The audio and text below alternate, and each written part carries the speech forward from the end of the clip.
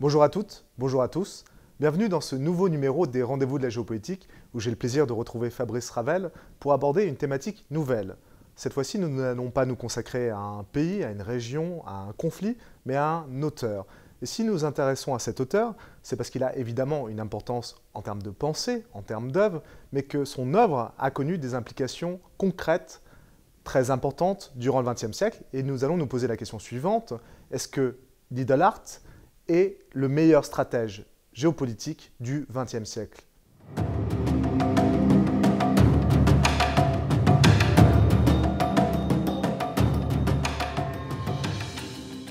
Fabrice, bonjour.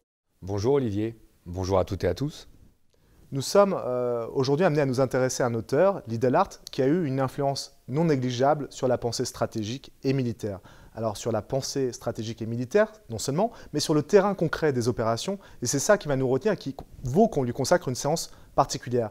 Il a non seulement eu une influence sur les conflits au cours du XXe siècle, mais il a également permis de revisiter certains auteurs oubliés de culture non occidentale et les intégrer à notre patrimoine culturel. Revenons sur Lidl d'abord et sur sa biographie peut-être pour savoir qui il est.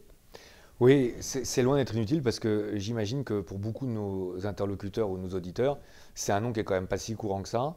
Quand on réfléchit en termes de stratégie, en particulier en France, il faut être honnête, l'un des principaux théoriciens qui nous vient spontanément à l'esprit, c'est Raymond Aron, notamment avec un ouvrage assez célèbre, Penser la guerre, Clausewitz.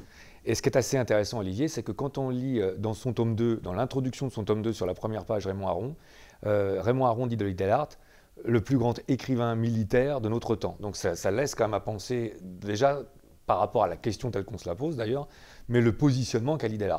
Donc afin de pouvoir répondre à cette problématique, il faut effectivement essayer de le repositionner. Lidl est né en 1895, décédé en 1970.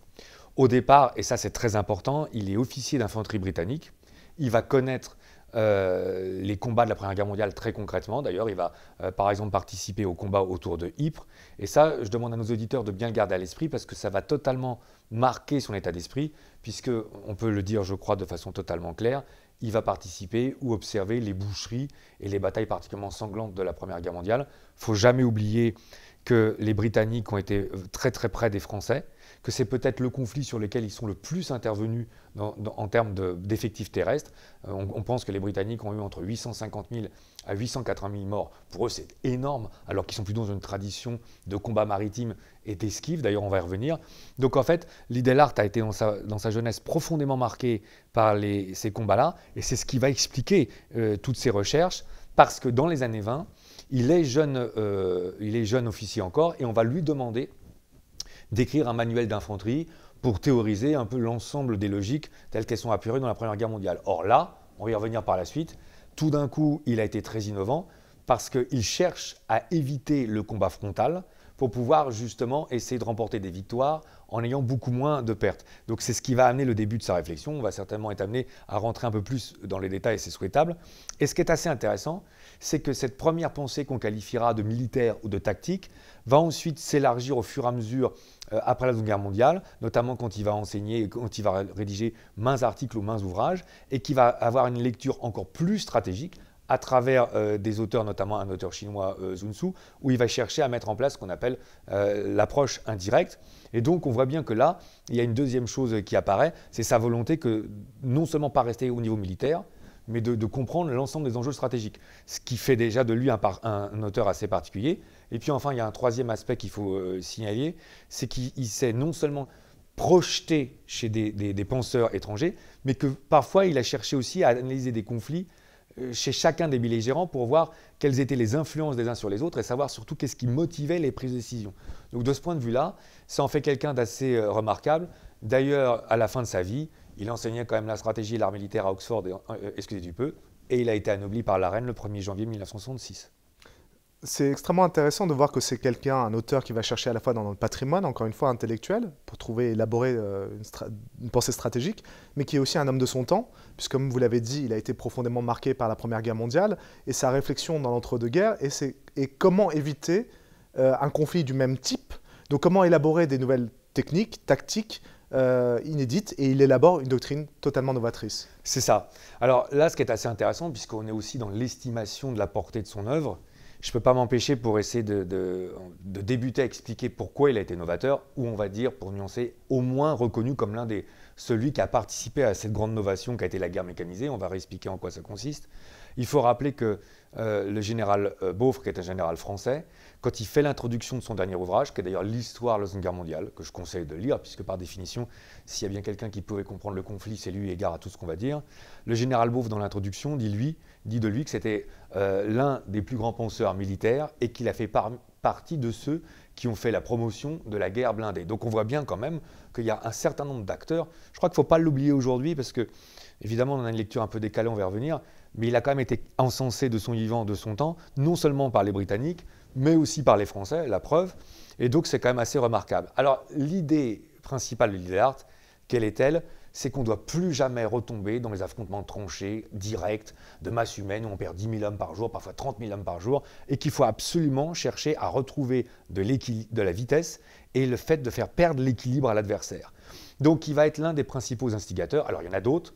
Il y a le général Étienne en France, il y a Fuller aussi en Angleterre, mais il fait partie de ceux qui ont considéré qu'au lieu d'entériner les tactiques de la Première Guerre mondiale qui consistaient, avec la naissance du char d'assaut, à les disperser par petits paquets, par petite vitesse, à carrément créer des unités blindées. Et là, ce qui est intéressant, Olivier, ça nous emmène loin, c'est qu'il faut vraiment que nos jeunes interlocuteurs, les plus jeunes d'entre eux, imaginent, c'est pas toujours facile, le poids des traditions, de l'inertie des gens qui ont l'habitude de fonctionner selon une certaine méthode et le choc culturel que ça a amené de l'Idealart de dire nous on va créer des divisions blindées. C'est-à-dire en plus on voit bien la résistance spontanément que dans l'armée de terre il y a eu à dire qu'est-ce que ces jeunes capitaines est en train de nous inventer. Donc en fait l'idée de créer des divisions blindées autonomes dont la hiérarchie ne dépendait plus du tout de la structure militaire habituelle, dont la qualité principale serait la vitesse. Un autre général allemand qu'on va citer par la suite, Guderian, disait « l'arme principale d'un char, ce n'est pas son canon, c'est son moteur ». Donc, au lieu d'être à 8-10 km/h à la vitesse de l'infanterie, d'aller à 35 ou 40 km/h, de les regrouper par 200 ou par 300, et quelque part, d'attaquer le point faible de l'adversaire. Nous y voilà, pour essayer de l'encercler. Donc, en fait, il est déjà dans la promotion de ces idées-là, qui sont tellement neuves en Europe, que pour dire clairement les choses, en fait, elles ne vont pas du tout être prises en considération par l'état-major britannique.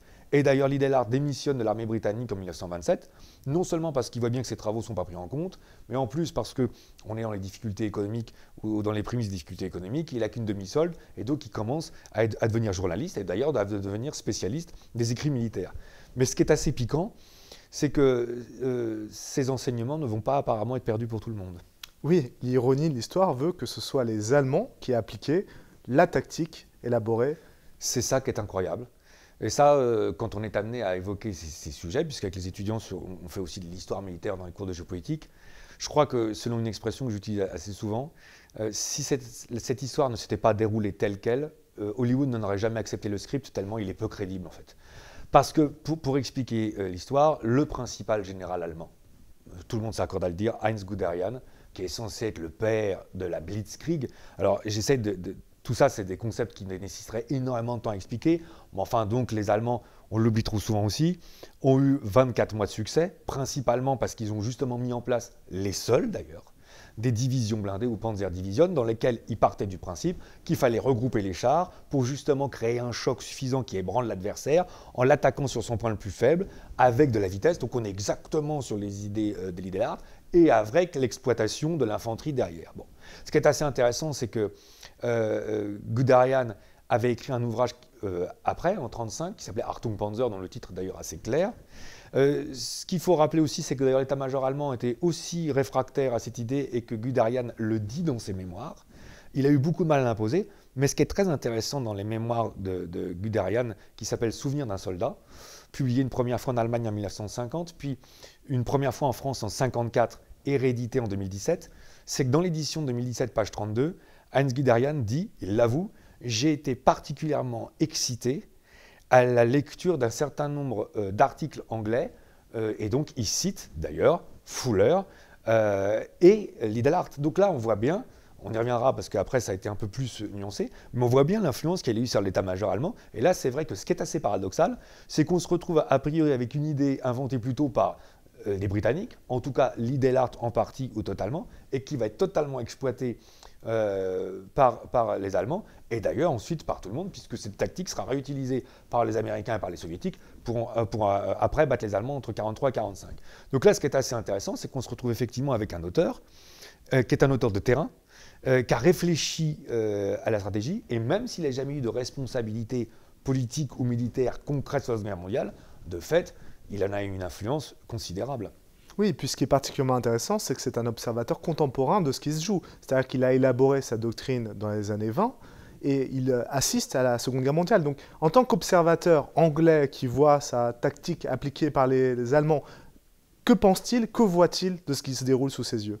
Alors là, il y a deux choses qui ont été mises en place. Mais ce que je trouve le plus remarquable, c'est que parce qu'apparemment il connaissait les généraux allemands, après la guerre, assez vite, 2 ou 3 ans plus tard, il se met dans l'idée que d'aller les interviewer. Il y a beaucoup de généraux allemands qui sont dans des camps de prisonniers, qui attendent leur jugement ou qui sont en train de purger leur peine de jugement, puisque bon, bien sûr il y a eu la défaite de l'Allemagne, que certains généraux allemands en plus ont collaboré avec le nazisme. Donc évidemment, il y a tous les procès, le procès de Nuremberg n'est que le plus célèbre, mais il y en a un tas d'autres. Et donc l'idée là se met dans l'idée que d'aller interroger les principaux généraux allemands. Il va le faire de nombreuses fois, dont Heinz Guderian d'ailleurs, mais c'est pas le seul. Et il va faire naître de ces différentes interviews un ouvrage qui est vraiment extraordinaire, Olivier. Alors en français, le titre, je trouve, est un peu, comment dire, un peu neutre, parce que le titre, c'est Les généraux allemands parlent. Le moins qu'on puisse dire, c'est que c'est quand même pas très enthousiasmant. Mais le titre britannique est beaucoup plus intéressant, parce que c'est On the Other Side of the Hill. Et là, c'est vraiment remarquable, parce qu'on voit bien, de l'autre côté de la montagne, que l'idée consiste à essayer de se mettre dans la tête de l'adversaire ou de l'autre protagoniste pour comprendre son mode de raisonnement, sa stratégie et qu'est-ce qui l'a amené à prendre telle stratégie. Et là, on voit bien que l'idée l'art, c'est quelqu'un qui est passionné par les questions militaires et stratégie et qui veut absolument comprendre la résultante. Comment est-on arrivé à une telle résultante ou à une défaite ou à une victoire? Ce n'est pas uniquement en considérant un côté, mais c'est en considérant les deux côtés parce que c'est bien sûr la rencontre des deux stratégies qui fait le résultat. Et d'ailleurs, il le montre bien dans son ouvrage consacré à la Seconde Guerre mondiale. C'est d'ailleurs assez intéressant que d'avoir si vous me permettez, j'y reviendrai à la conclusion, l'histoire de la Seconde Guerre mondiale, donc c'est un des ouvrages de l'idée l'art. Le passage sur la campagne de France est absolument passionnant, car c'est une lecture britannique. Or, nous sommes habitués, bien sûr, à une analyse ou à une grille de lecture française. Et la lecture britannique est assez... est plus, comment dire... difficile à admettre pour nous Français, c'est sûr, qu'une lecture française, parce qu'elle est quand même elle est assez sévère. Mais ce qui est intéressant, c'est que justement l'idée l'art, dans le cadre de nos propos, dit que le plan allemand de 40, la France tombe en 5 semaines, il faut le rappeler, est aussi efficace, parce qu'en fait, pour différentes raisons, qui n'appartient pas de développer parce que ce serait trop long, le plan français correspond parfaitement au plan que les Allemands envisageaient. Et c'est la combinaison des deux plans qui amène cette telle rupture du front français et le fait que la France s'effondre en 5 semaines, ce qui a surpris tout le monde, alors que la France avait tenu pendant 4 ans, 14-18. Donc là, l'idée l'art montre bien, ce n'est pas le plan allemand qui réussit, c'est parce que le plan allemand est en totale adéquation avec les faiblesses du plan français, ou que les forces du plan allemand sont en adéquation avec les faiblesses du plan français, c'est cette rencontre-là qui amène le résultat. Et ça, dans On the Other Side of the Hill, c'est remarquablement mis en évidence. D'ailleurs, il faut être honnête, aujourd'hui, encore une fois, on a un peu plus de recul, on y reviendra, mais à l'époque, ça a été considéré comme une œuvre majeure parce qu'on trouvait qu'il avait fait là preuve d'un exercice, d'une capacité à se projeter dans l'autre et d'un oubli de qui il était lui-même qui était absolument rarissime. Oui, voilà, donc capacité à se projeter en l'autre, l'ouverture à l'autre, hein, c'est étonnant parce que nous sommes vraiment dans la dimension interculturelle aussi que vous venez de décrire. Si vous me permettez de rajouter, pardon, a fortiori 3 ans juste après la fin du deuxième conflit. Oui, quasiment contemporain. Ce qui est incroyable. Oui. Donc cette dimension-là, et puis la dimension peut-être justement de prendre du recul et de sortir de la dimension purement stratégique pour aller sur un plan stratégique en convoquant des auteurs qui étaient jusqu'alors peu utilisés dans la pensée stratégique européenne. Je pense à Sun Tzu et à son fameux L'art de la guerre. Il va l'incorporer à sa propre pensée stratégique pour l'enrichir. Là, je crois que c'est très juste ce que vous dites. Là, l'idée l'art prend, j'ai le sentiment, si on cherche à essayer de comprendre quel était l'homme, il prend une dimension nouvelle. C'est-à-dire que ce qui est assez étonnant, c'est que, alors, ce que je trouve assez, comment dire, fascinant, et là je pense qu'on devine que du mal à retenir une empreinte d'admiration quand même, c'est que loin de rester cantonné à ce qu'il a été, ce que beaucoup auraient succombé, j'imagine. Il avait quand même la réputation que d'avoir été au moins parmi ceux qui avaient anticipé l'évolution de la guerre, même si après, d'ailleurs, il avait fait des erreurs et qu'il a admises. Il avait été en contact avec les généraux adverses, etc. Il ne va pas s'arrêter là. Certains se seraient peut-être dit, bon, c'est mon œuvre, je m'arrête dessus, c'est mon acquis, j'aurai cette réputation. Il a été plus loin, et il a été 2 fois plus loin, si on me permettait, parce qu'il part du terrain militaire, tactique ou immédiat, ou opérationnel, comme on dirait aujourd'hui, pour arriver à une échelle de beaucoup plus grande ampleur, à l'échelle des États, la géopolitique, donc tactique, stratégie, conflit géopolitique global, et il va se rendre compte que tout ce qu'il préconise au niveau tactique, le fait de ne pas affronter l'adversaire, peut se dupliquer de façon très intéressante au niveau stratégique, et il va le dire lui-même, il redécouvre que Sun Tzu, il y a 25 siècles, dans le fameux art de la guerre, l'art de contourner l'eau, comme l'eau, de ne pas attaquer l'adversaire. La phrase, les étudiants me l'ont souvent entendu répéter, si tu fais la guerre, tu l'as déjà perdue. Parce qu'en fait, je dois décourager l'adversaire, je dois l'amener à ne pas même envisager qu'il puisse être une menace pour moi. Donc en fait, je dois l'avoir neutralisé avant.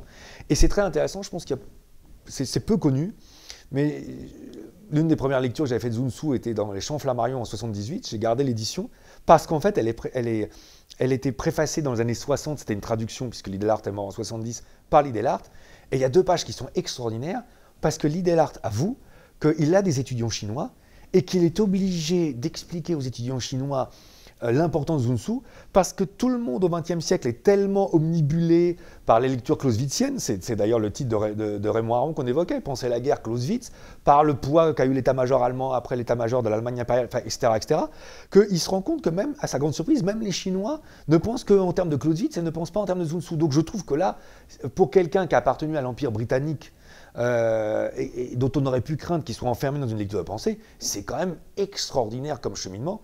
Et je pense que là, on voit bien quand même que c'est un auteur qui a été concret sur le terrain, qui a été capable de s'intéresser non seulement à la pensée d'autrui dans des conflits, mais à la pensée d'autrui en termes de réflexion stratégique, et qui cherche à en tirer des réflexions qui peuvent peut-être toujours s'appliquer aujourd'hui. Parce que quand Sun Tzu ou Lee Delhart, à travers Sun Tzu, nous disent ne jamais agir en sureffectif, toujours agir de façon assez discrète et utiliser un minimum de moyens pour avoir un maximum de résultats. Bon, bien sûr, je caricature l'idée, on ne peut quand même pas s'empêcher de faire le rapprochement entre les stratégies américaines et les stratégies russes qui sont déployées au Proche et au Moyen-Orient. Et là, tout d'un coup, ça prend un relief qui n'est plus uniquement cantonné au XXe siècle, n'est-ce pas, Olivier? Oui, et puis on voit vraiment la faculté à anticiper un monde à venir. C'est vraiment intéressant. Ça va être appliqué ensuite jusqu'au XXIe siècle. Donc, meilleur penseur stratégique du XXe siècle, peut-être du XXIe siècle, sauf que certains, évidemment, ne sont pas de cet avis et qu'il connaît aussi des détracteurs et des gens qui ont des réserves sur son apport. Alors voilà, ça, je pense que c'était indispensable qu'on le voie. D'abord parce que je pense qu'on serait d'accord pour reconnaître que de toute façon, personne ne peut faire l'unanimité, quelle que soit l'amplitude d'un penseur, en connaissant en philosophie, enfin, en musique, et tout peut toujours être discuté d'un point de vue intellectuel. Mais c'est vrai que notamment depuis une vingtaine d'années, je trouve que c'est quelque chose qui est très lié à notre période. On aura peut-être l'occasion dans d'autres séances de le voir aussi sur certains penseurs militaires ou sur certaines réactions. Il a commencé à être critiqué, on lui a fait un certain nombre de reproches. Ces reproches, quels sont-ils? D'abord, un premier reproche, c'est que dans les écrits postérieurs à la Seconde Guerre mondiale, Lee Delhart aurait eu tendance à systématiquement occulter la recherche de ses collègues contemporains, je pense notamment à Fuller, Étienne pour les Français ou Martel, et il aurait eu tendance à systématiquement oublier leur nom et à ne plus qu'à se concentrer sur son propre héritage. Donc certains ont considéré qu'il avait exagéré, non seulement il avait exagéré le rôle qu'il avait tenu, mais qu'en plus il avait une part d'égocentrisme dans cette dynamique. Ça, c'est un premier point. Le deuxième point qu'on lui a reproché, c'est qu'en fait, après, ça c'est plus grave d'ailleurs, après la Deuxième Guerre mondiale, il aurait, au moment où il a rencontré nos généraux allemands, c'est pour ça que c'était pas inintéressant qu'on l'évoque, il aurait insisté auprès d'eux pour que dans leur mémoire, ils le citent, alors que ce n'était pas forcément le cas au départ. Alors là, il y a toute une polémique justement sur les mémoires de Heinz Guderian, parce que autant l'Idel-Art est cité, d'ailleurs à 2 reprises quand même dans la version française, parce qu'il faut savoir, sans vouloir entrer dans des considérations trop complexes, que Guderian va après devenir l'inspecteur général des blindés dans l'Allemagne en 1943, et pour l'avoir relu page 352 dans la version française, Guderian dit que lors d'une conférence devant Hitler, excusez du peu, il pensait citer l'Idel-Art en disant il ne faut pas être dans une guerre d'usure avec les chars. Bon, donc là on verrait que la pensée de l'Idel-Art serait donc vraiment très très reconnue. Mais le problème, c'est que dans la version originale allemande de 1950, il apparaît nulle part. Donc est-ce que ce serait suite à la demande de l'Idel-Art que Guderian, pour lui faire plaisir, l'aurait fait? Donc on voit bien que là il y a une deuxième source de polémique, d'autant plus qu'il a contribué à publier les mémoires posthumes de Rommel qui s'est suicidé en 1944 avec sa veuve, et que là aussi, c'était une façon pour lui d'essayer de montrer qu'il était très connu par le maréchal Erwin Rommel, dont le nom est très connu dans l'Empire britannique puisqu'il dirige l'Africa Corps et qu'il a combattu la 8e armée du général Montgomery, mais dont on se serait rendu compte qu'en réalité, c'est plus quelque chose qu'il aurait instrumentalisé que véritablement fait. Donc là, il y a déjà aussi une polémique par rapport à ça. Il y aurait une troisième polémique. Moi, j'ai le sentiment que c'est peut-être celle qui serait la plus juste. C'est qu'il a quand même une grille de lecture, malgré son ouverture, qui est très britannique. Ça, faut quand même. Il y a des traits, et parfois, dont on peut qualifier un peu empreinte de commisération, de dédain envers certains alliés, notamment francophones, dont ils considèrent que finalement, ils n'étaient pas à la hauteur de l'Empire britannique, des stratégies britanniques. Ça reste quand même une lecture très britannique, mais il est un peu prisonnier de son temps aussi. Ça, c'est quand même pas totalement faux. Et puis, il y a un quatrième point, qui là me paraît plus moderne, c'est des critiques plus modernes, qui consistent à dire c'est un merveilleux technicien, c'est un formidable, c'est quelqu'un qui comprend formidablement la stratégie, mais il a de façon exagérée trop laissé de côté le poids idéologique, et notamment quand il a rencontré les généraux allemands, il a tendance à être un peu trop fasciné par leur capacité opératoire et à pas assez mettre en avant les idées détestables qu'ils étaient en train de promouvoir. Donc ça, c'est les 3 ou 4 critiques qui sont mis en avant, dont j'ai le sentiment d'ailleurs que surtout pour les 2 dernières, enfin les 2 ou 3 dernières, elles sont très très empreintes du XXIe siècle. Oui, donc peut-être essayons de dépasser ce point de vue-là pour avoir une approche peut-être plus historique et nous poser la question que nous posions en introduction, à savoir, est-ce que c'est le meilleur penseur stratégique du XXe siècle? Alors là, évidemment, je vais m'avancer un peu plus, puisque c'est forcément un avis qui sera un peu plus personnel. Moi, j'ai le sentiment que nonobstant les critiques qu'il faut entendre, ça permet de resituer un auteur dans son contexte, et c'est vrai que de toute façon, une œuvre ne peut pas entièrement être satisfaisante, et une personne est totalement, comment dire, dénuée de défauts. Moi, j'ai le sentiment quand même que l'Idel-Art, si ce n'est pas le plus grand penseur, est l'un des plus grands penseurs du XXe siècle, et que sa lecture aujourd'hui, c'est surtout ça qui est intéressant, reste toujours très très opportune.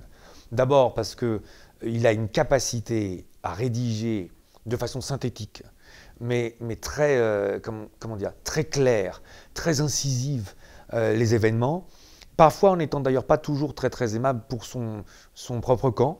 C'est assez intéressant que de voir la lecture par exemple, que l'Idel-Art a sur la bataille d'Angleterre, parce qu'il dit, ou sur Dunkerque, parce qu'il reprend les mots de Churchill sur Dunkerque, il dit la retraite la plus aboutie ne pourra jamais créer une victoire. C'est quand même assez dur. Quand on voit d'ailleurs la promotion qu'on a fait à travers un film aujourd'hui, ce n'était pas le point de vue de l'Idel-Art. De même qu'après la bataille d'Angleterre, qui est souvent considérée comme une première victoire, l'Idel-Art met une image qui est assez souvent reprise, d'ailleurs, qui vient de lui, entre l'éléphant, la puissance terrestre et la baleine. Il fait somme toute, chacun des deux est incapable de s'imposer dans le territoire de l'autre. Donc la bataille d'Angleterre, ce n'est pas une victoire, c'est un match nul, parce que tout reste à faire. Donc il a quand même parfois le sens de la formule, il est très incisif, et son histoire de la Seconde Guerre mondiale, alors évidemment, fait 752 pages, mais je vous prie de croire que la Seconde Guerre mondiale, d'ailleurs on l'avait abordé dans l'un de nos sujets, on avait dit c'est lui qui avait fait le triptyque, le flux maximum et le reflux. Franchement, s'il y a un ouvrage à lire sur la Seconde Guerre mondiale, moi je vous prie de m'excuser, mais je considère que c'est celui-là qui est à lire, d'autant plus que c'est un militaire qui en plus comprend parfaitement les logiques de la guerre mécanisée telles qu'elles se sont mises en place. Donc déjà, on a affaire à un vrai professionnel des questions militaires qui sont trop oubliées aujourd'hui et qui permettent de comprendre l'ensemble des logiques au niveau opérationnel. Ça, c'est le premier point. Le deuxième point, comme on l'a évoqué, c'est que quand même, quand vous lisez Les généraux allemands parlent ou The Other Side of the Hill, c'est quand même incroyable de voir quelqu'un de ce niveau-là être capable de se mettre au service de la pensée d'autrui. Et on pourrait retourner la critique qu'on a faite tout à l'heure. Parce que finalement, l'objet de l'ouvrage ne consiste pas à faire une analyse de science politique ou de critique politique. L'objet de l'ouvrage consiste, d'un point de vue opérationnel, à essayer de comprendre comment les événements ont-ils pu se mettre en place, ne serait-ce que pour essayer de les éviter à l'avenir et d'essayer d'éviter la combinaison de ces événements à l'avenir. Et je trouve quand même que, si on y réfléchit, il y a très très peu d'auteurs qui ont eu l'humilité, non pas de se mettre en avant, mais de dire je vais aller interroger les principaux acteurs pour savoir qu'est-ce qui s'est passé. Enfin, c'est quand même une démarche intellectuelle qui est assez remarquable. Et puis, on a mis en avant, c'est vrai, son esprit britannique, mais enfin, là, on vient de le prouver, il s'est intéressé au camp adverse. Et puis surtout, dans les années 50, dans les années 60, il a écrit énormément d'ouvrages sur tous les conflits pendant 20 siècles, de l'Antiquité jusqu'à aujourd'hui, en essayant d'en voir quelles pouvaient être les implications et surtout les conséquences pour en faire de la prospective. Et c'est là où c'est très intéressant parce qu'il touche à toutes les civilisations, Rome, Carthage, les sultanats, enfin l'Amérique du Sud. Donc il a une culture d'ailleurs qui est absolument incroyable. Et certains des interlocuteurs qui l'ont rencontré, j'évoquais le général Beaufre, il a fait son introduction, puisque en fait, l'ouvrage sur la Seconde Guerre mondiale sort presque à titre posthume, il meurt pratiquement avant qu'il soit paru. C'est sa veuve qui demande au général français Beaufre de le faire. Il le dit, c'est incroyable, on rentrait dans son bureau, et en fait, on commençait à discuter de stratégie, et au bout d'un moment, c'est moi, timidement, qui commençait à dire, est-ce qu'on ne pourrait pas aller déjeuner? Et puis il repartait jusqu'à 21h, 22h, et il réinvitait. Donc c'est quelqu'un d'une culture en plus stratégique énorme.